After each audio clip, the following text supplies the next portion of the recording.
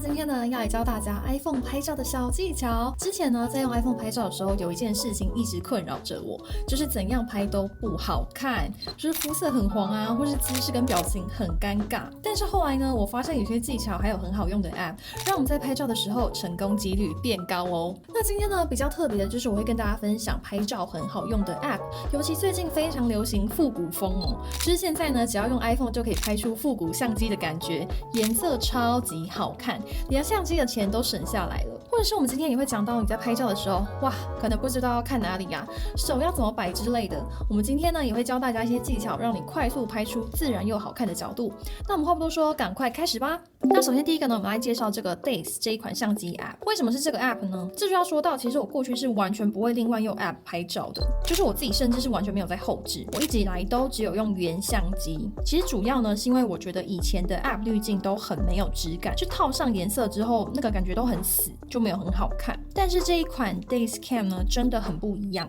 它拍出来真的很自然很好看，而且那个复古的风格呢超级有氛围感，旅游拍出来真的是很有感觉哦。像是我这一次去日本玩呢，几乎全部的照片都是用这个 Days Cam 拍出来的，如果不特别说的话，真的会以为是用复古相机拍出来。而且这款 App 还是免费的哦，效果真的是超级好。那我们现在呢下载完之后，我们就马上来看看它的界面还有设定吧。首先把它打开，那打开之后大家看到右下角有一个相机的图标，我们点进去，这边呢就可以选取非常多的不同的相机。那这个相机呢，每一款拍出来都是不同的风格。那我自己最常用的就是大家看到右下角这个 FXNR。那我们稍微看一些用这个相机拍出来的效果。那我们点进去。那大家进到这个界面，其实会发现它就是跟原本的相机差不多。那我很常用的几个设定呢，包含有中间的那个24去选取焦段，然后右边的那个太阳呢，就是曝光的调整值。那例如说我选这个焦段的部分哦，它里面就有非常多焦段可以选择，这个在取景非常好用。例如说你今天要拍的东西比较远，例如说一个风景啊，或者你人站的比较远，然后你想要来一个特写之类的话，你都可以在这边去选取不同的焦段。那另外呢，右边的这个太阳曝光加减值的部分也非常常用到，例如说你今天人是逆光的，或者是你晚上要拍照的话，都要稍微调一下这个曝光值哦。那在右上角呢，有更多设定可以选择，像是格线啊、水平仪，或者是你点到设定里面，它这边就有更多选项。那我自己会用到的，像是有导出到相册，然后保留原始照片，然后保留地理位置看你要不要开。那另外蛮重要的就是辅助线还有水平仪，我觉得水平仪真的是太重要了。就很多时候呢，我们在拍照的时候就会不自觉的歪一边，那你拍出来的照片就会是歪的。那这个水平仪打开之后，你在拍照，你要调整到中间那个横条是黄色的状态才是水平的，是一个蛮重要的功能。那格线的话呢，我觉得最简单的用法就是你拍摄的主体可以放在这个线上，或者是另外一个是可以放在这个线的交汇点，这4个交汇点。还有呢，如果你今天是拍半身人像的话，大概头上至少要留1格，它的比例才会比较好哦。就是你人就放在这2格这样子，然后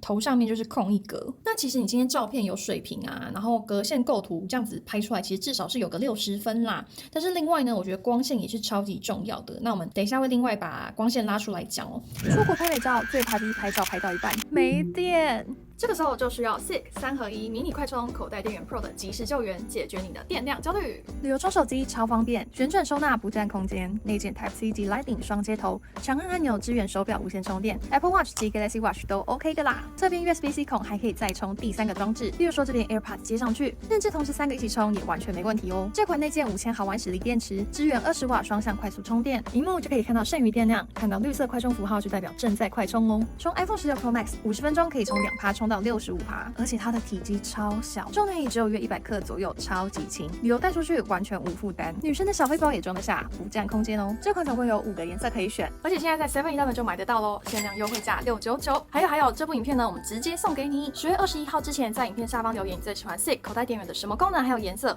我们直接抽2位把它带走哦。拥有30年3C 品牌经验的团队 SICK 是你商务、居家、旅行的最佳伙伴，赶快去 7-Eleven 看看吧。那我们再回到这个 Days Cam， 我觉得它很棒的就是我们刚才设定里面不是有保留原始照片吗？就是它会把原相机的那个 RAW 档也一起存下来。例如说大家看到画面上面呢，它每张照片好像都有一模一样的2张，但是其实第1张是原相机，然后第2张是套了它 Days Cam 的滤镜的照片。那如果你今天想要另外后置修图的话，原始照片也非常好用。我觉得这个功能非常重要，就是例如说你今天回来来看，搞不好你觉得原相机拍的比较好，那你就不用担心说你用了 Daycam， 然后你就是原相机就舍弃了，就少了一个选择。那我觉得 Daycam 它很厉害的就是它的滤镜真的非常的自然，就是你会真的觉得它就是用复古相机拍出来的。它的滤镜不会说很像以前我们用过那些滤镜啊，就是颜色很死，然后整张照片都是套一样的颜色。我觉得它会在背景或者是主体的部分用不同的方式去处理，然后整个色泽呢看起来就是很有质感。我自己知道非常多就是专业摄影师或者是有在玩相机的人都非常喜欢这一款 App。那除了我非常常用到的这个 FNXR 之外，我也非常常用到这个绿色这一款。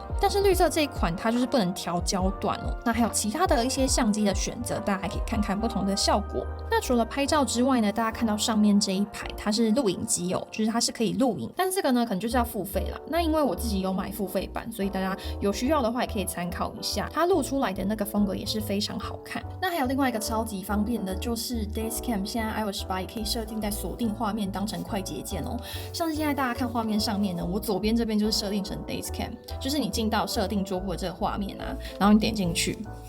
这边呢它不是有非常多工具吗？你就往下滑，这边就会有一个 Day 相机，你就把它加进来。然后右边呢，有没有注意到我还是放原相机哦？因为我就是看情况去选择这样子。因为 Daycam 它其实也有一些缺点哦，我们现在就来讲到它有哪些缺点。首先第一个呢，就是光线不好的时候用起来有一点不直觉。就是今天你光线很好什么的，你 Daycam 效果就会很好。但是如果你是逆光啊，或是光线很差什么的，你就要自己去调曝光嘛。那调曝光呢，其实偶尔会失手，就是可能会过暗或是过曝。所以记得呢，如果你今天有调曝光的话，你一定要拍完之后赶快看一下你的成果，才不会说你每一张都过曝这样子，那真的会哭死。那再来第二个缺点呢，就是它没有办法用原框照片。就是我们以前有介绍过很多原框照片的好处嘛，那我们等一下也会稍微提到原框照片有哪些优点。它真的非常好用，像是你眨眼啊，或者是摆什么动作什么都可以救回来。但是 Daycam 它就是拍那一瞬间，你拍坏了就是拍坏了，完全没有补救的机会。所以某些情况呢，其实我还是会选用原相机。例如说你今天要跟大明星合照好了，你这一张绝对不能失败，那我就会建议你用原相机的原框照片。但是呢，整体来说我还是觉得 Daycam 它的效果非常好，然后用起来也非常简单，就是它的复古照片效果真的不用另外修图就可以直接上传限动，然后旅游什么的真的拍起来效果很好，氛围感真的是拉满欸。再来第二款呢，我们要来介绍美颜必备的美图秀秀。那这款 App 呢，应该很多女生都有在用吧，但是我个人呢有一个非常大的困扰，就是我觉得很多 App 包含美图秀秀它都修太大了，它里面的修图效果其实大部分真的是太夸张，就什么眼睛太大啊，然后脸太瘦，或者是帮你加一个妆容，然后其实你不需要那些东西这样子。那我最近发现美图秀秀有一个很自然的滤镜，就是你今天素颜啊，然后不想要太夸张的修图，想要营造那种天生丽质，然后没有修图的感觉，就可以用接下来这个滤镜。我们现在把它打开，就是呢，我们先进到人像美容，那我们去找一张照片，然后呢，大家看到下面有一个一键美容。里面的 AI 美颜呢，这一系列我觉得都超级自然的。那例如说我们用这个自然，然后你点下去之后呢，它稍微处理一下，有没有效果？就是真的很自然欸，它不会过度磨皮，因为很多 App 其实它就是把你的皮肤纹路整个磨掉，那就很假。然后像我们 iPhone 的原相机呢，它拍人像其实就是会过锐嘛，像大家看这是原相机，有没有？我皮肤整个纹路都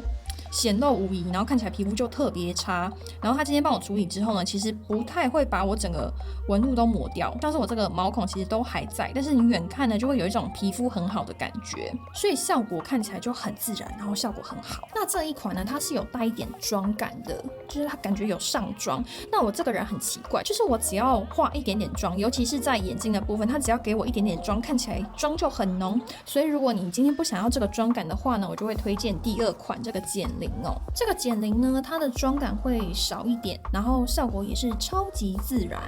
然后大家看前后对，有没有？皮肤有一种自然而然就非常好的感觉。但是呢，它的小脸效果是有一点夸张啦，就是你看得出来是同一个人，但是就是好像觉得哪里怪怪的，对不对？就是因为它有帮你做一些小脸的修饰。所以就是看你在不在意它多余的那些效果。像我自己呢，可能会希望它出一个百分比调整的功能，因为我不太希望它调整我的脸型，我是比较注重那种自然感的磨皮啊，还有肤况调整。这个调整脸型呢，对我来说有一点太多余了。但是呢，我自己个人用下来，我觉得这个 AI 美颜真的是目前最无脑的选择，就是效果又非常自然，只要按一下让它自己去处理就好了。像一般自己修图的功能，你还要自己去选妆容的内容，例如说你要去选口红的色号啊，然后什么眼妆的浓淡程度什么，真的是要花超多时间的。但是今天这个 AI 美颜呢，真的是一键到位，就不会太夸张。而且呢，你今天如果是跟朋友合照的话，你还可以一起处理哦，就是2个人都可以分别去处理他们要怎样的感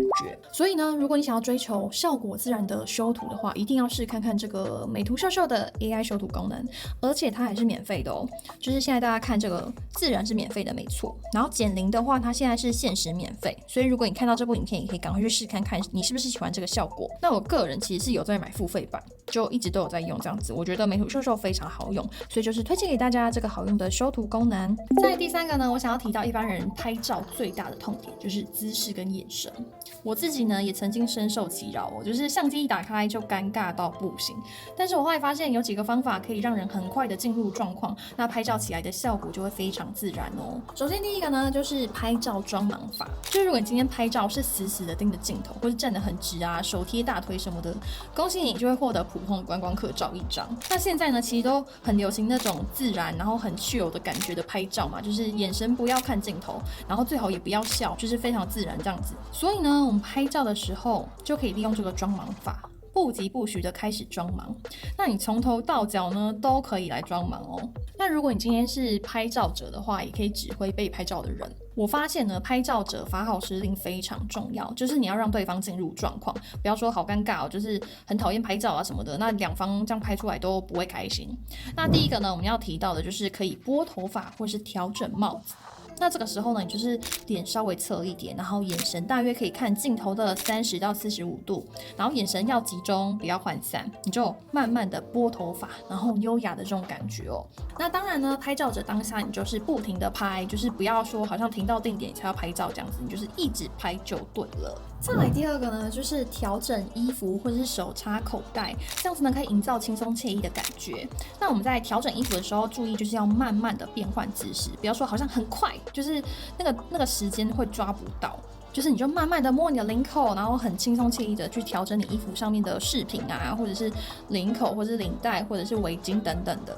那同时呢，这个表情管理也是非常重要的哦，就是不要说好像动作很慢，所以眼神就突然涣散掉，那这样拍出来呢，就会好像你眼神没有对焦这样子。其实呢，重点就是我们的手不要直直的摆在身体2侧啦。那第3个装盲法呢，就是可以利用背包包或是假装调整背包肩带的这种方式，就是利用身上的小物营造自然感，就是摸一下这边啊，摸一下那边，好像很忙的感觉。那注意一下呢，也是动作不要太快，然后脸跟眼神的角度就是不要太直或是太正，就是稍微侧一点，但是不要离镜头的角度太大，因为如果你角度太大的话，会变得太侧，或者是眼神太偏，然后这个眼白就会太多。这个呢也很好带到我们的下一个重点，就是要找出自己好看的角度。我觉得多拍应该就会发现自己哪一个角度比较好看。像我自己的话就是左脸，所以拍照呢就会多拍左侧。那我会建议大家说多尝试不同的角度或是姿势哦，那拍久了就会找出自己最舒服，然后效果又最好的拍照方法。那再下一个拍照的小技巧呢，就是抓光线。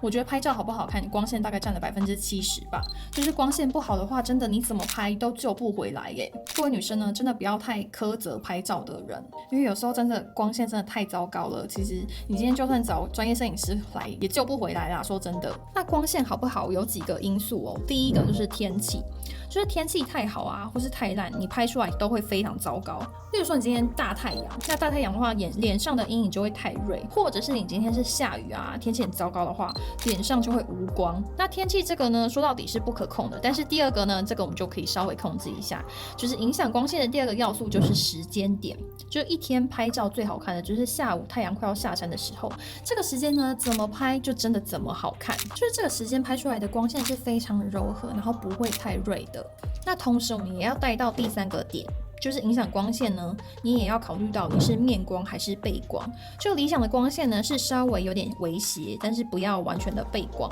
例如说我们现在看到这张照片呢，它是在银杏这边嘛，那可能就有很多树在我的附近，那可能就会有部分的阴影啊，部分的阳光，所以这个时候你就要挑一个阳光刚好照到脸上的地方拍照，效果就会很好。所以拍照者的角色非常重要哦，就是你要指挥被拍的人站到光线对的位置，然后再指挥他放松啊，然后摆动作这样子。但是如果你今天真的很衰，你就是一个大背光，然后这个景点你一定还是要拍照的话，你就只能拉曝光值，就是你今天就是点一下人啊，然后去调整曝光。所以呢，你可能就是人跟景点你只能选择一个，因为你今天拉人的曝光值的话，你的背景可能就会爆掉。所以你就是只能牺牲其中一个，所以光线好不好真的非常重要。那再来最后呢，我们来讲原框照片哦，就是原框照片这个功能呢，很多人不理解它到底在干嘛，大家只觉得它很占空间。但是呢，我会建议大家旅游拍照一定要打开这个原框照片。如果你今天是用原相机的话，为什么呢？因为我们刚刚不是教了很多姿势啊，什么装盲法什么的，你被拍的人一定是一直在动嘛，不能够保证拍照的人可以抓到那个精准的瞬间哦。那有了这个原框照片呢，你就可以记录拍照前后 1.5 秒的所有影像，也就是说呢，你今天打开这个原框照片之后，你拍完可以去相簿调整到一个完美的瞬间哦。我们来看一下我讲的是什么，就是你今天打开这个原框照片之后嘛，你拍照完之后，我们进到相簿这边呢，进到调整，然后这边就有一个原框照片。它就会出现一个横轴，让你去拉你想要保留哪一个瞬间。例如说，大家看我现在这个画面呢，有一部分是这个风吹过来，然后我整张脸就被头发挡住嘛，那我们就要避开这个部分，我们就去挑一个你觉得最棒的表情还有姿势这样子。那这边呢就可以点设为主要照片。也就是说呢，你今天就算眨眼了，这个也可以救得回来。我相信我常常拍照真的很常眨眼，可能我眼睛比较干吧，所以呢这个功能超级重要。还有呢，原框有另外一个超级好用的用法，就是它可以转成2到3秒的影片。例如说我今天这张照片想要把它转成影片的话，我就按右上角这个点点，里面呢就有一个储存为影片，它就会像这样子存成一个3秒钟的影片哦，点进去。这个呢可以拿来发限动或者做成短影音，真的超级方便的。就是你去旅游的话，就有超多片花素材可以用就像我们之前做过很多那种教学影片啊，或者是手机心得的影片，我都有用到这个功能哦。所以记得，如果你今天是用原相机拍照的话，原框一定要打开。那我们今天呢这个拍照小技巧就介绍到这边。如果大家有什么方法你觉得很好用的话，也欢迎在留言区分享。那我们之前 iPhone 的原相机呢，一些比较基本的功能，我们有做过相关的影片，如果大家有兴趣的话，也可以去看看哦。那我们今天影片就先到这边，我们就下次再见喽，拜拜。